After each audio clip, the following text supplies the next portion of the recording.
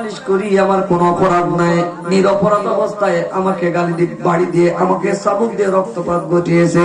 আল্লাহর নবী ডাকতে দিব, ইহুদি আমার ওমরের মধ্যে ওই শিক্ষা নাই যে বেবুঝ অবস্থায় মানুষকে আঘাত দেয়, তারপরেও তুমি যদি কষ্ট পেয়ে থাকো আমি ওমরের পক্ষ থেকে মাফ চাইছি, কারণ আমার পরে যদি নবী আসতো হযরত ওমর নবী হয়ে আসতো।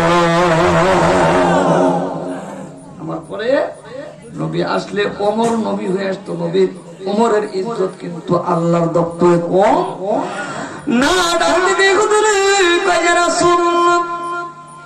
এইভাবে যদি আপনাকে আঘাত করি আমি মজা পাবো না। কালকে জুম্মার দিন প্রকাশ্যে আপনাকে মারবো, আপনি ওমরের হইয়া যদি হজম করতে পারেন আমি আমার অভিমান গুলা ভুলে যাব। প্রকাশ্যে দিবালোকে জুমার দিন মসজিদ নববীতে এলান হলো ওমর ইহুদিকে আঘাত করেছে, সেই ইহুদির আঘাত হযরত রাসূল নিজেই নেবেন। সমস্ত সাহাবীরা কাঁদলেন, আল্লাহর নবী যে মসজিদ নববীতে উঠবেন, নবীর শরীরটা ভার, শরীরটা একটু অসুস্থ ভাব, আমার নবী যে মসজিদে উঠবেন জুতা পায়ের কদমের জুতা বরফ করেছেন, আমার নবী মসজিদের বারান্দায় পা রাখবে, নববীতে পাথরের উপরে পা রাখতে রাসূলের কষ্ট হয়। হযরতে বেলাল দূর থেকে দৌড়াইসা হাজারো মানুষকে ঠেলে ঠেলে বেলাল দৌড়াইতেছে, আমার নবী দুই সাহাবীর কাঁধের উপরে ভর করে মসজিদে নববীর উপরে যখন পা রাখবেন এমন টাইমে দেখে নবীজির কদমের নিচে নরম নরম তোলার মতো লাগে। আজকে কি আমি অসুস্থ তাই বলে কি মসজিদ নবীর বারান্দার পাথর কি নরম তোলার মতো হয়ে গেছে? আমার ডাক দেখা, নবী গো মসজিদ নবীর বারান্দা গো নবীজি, আপনি যখনই অসুস্থ শরীর নিয়ে পাথরের উপরে পা রেখেছেন আপনার কালো দাস হাফসি বলা নিজের দুইটা হাত আপনি নবী কদমের নিচে ঢুকিয়ে দিয়েছেন। ইহুদির চাবুকের বাড়ি দেখার জন্য পাগল পাড়া চাবুক পড়বে আমার রাসূলের গায়ে, কার গায়ে? আমার নবীর গায়ের উপরে চাবুকের বাড়ি পড়বে।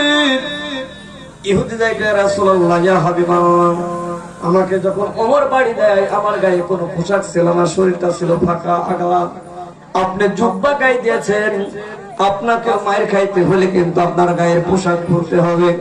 আল্লাহর নবীজি নির্দ্বিধায় গায়ের জামা বরফ খুলে ফেললেন। নবীজি পেলেন চাবুক কোটাই কই হুজুরে, যত শক্তি নিয়ম তোমার পিঠের উপরে চাবুক দাবিয়েছে, আমি নবীর উপরে তোমার যত শক্তি প্রয়োগ করার দরকার ঠিক একই ভাবে তুমি তোমার জ্বালা মিটিয়ে নাও।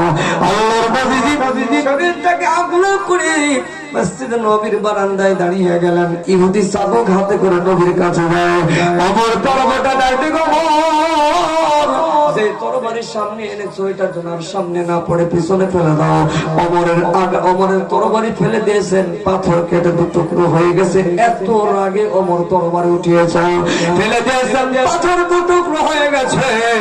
হযরত ওমর যখন কাঁদতেছেন সাহাবারা কাঁদে, ইহুদি দৌড়ায় গিয়া চাবুকের বাড়ি আমার রহমাতাল লিল আলামিনের বদনের উপরে নামাইরা আমার নবীজির কাঁধ মুবারকের উপরে ছোট্ট মুরগির ডিমের মতো একটা মোহর নবুয়ত ছিল।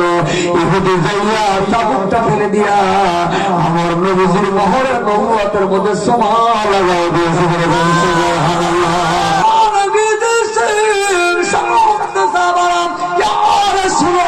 স্লোগান দেওয়া শুরু করেছে। আল্লাহর নবী কই, ইহুদি রে আমার গায়ে আঘাত দিবি না, দেখেন আমার মোহর নবুয়তে চোমা লাগালি।